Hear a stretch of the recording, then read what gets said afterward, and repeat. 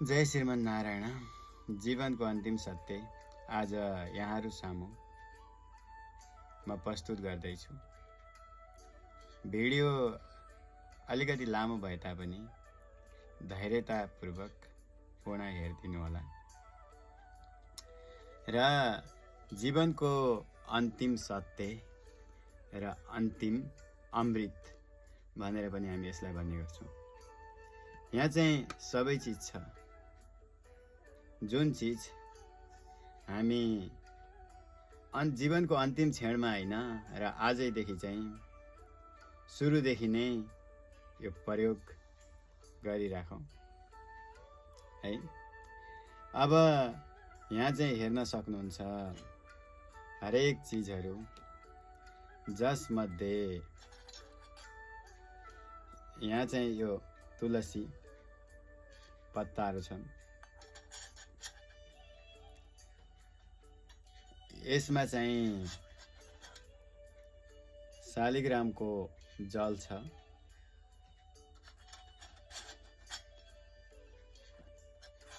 यसमा चाहिँ कुशका टुक्राहरू, कुशको आसन भनेर चाहिँ हामी यसलाई भन्ने गर्छौँ।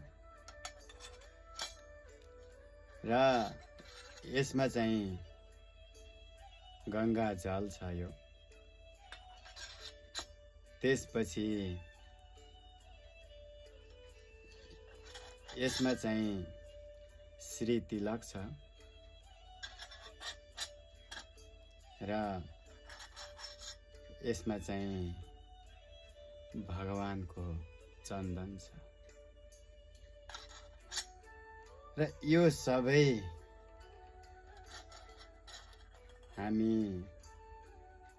स्वयं परमात्मा नारायण हुनुहुन्छ। उहाँलाई स्नान गर्न अथवा स्नान गरिसकेपछि यो सबै कुराहरू यहाँ पूर्ण छ। र जीवनको अन्तिम सत्य पनि यही हो।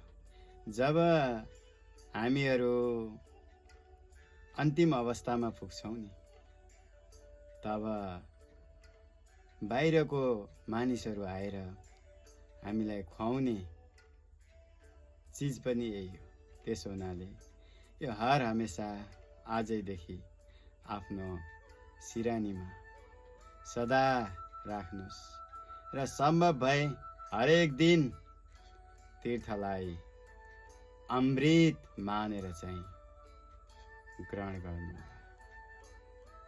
जय श्रीमन्नारायण। यही नै हो जीवनको अन्तिम सत्य। ओ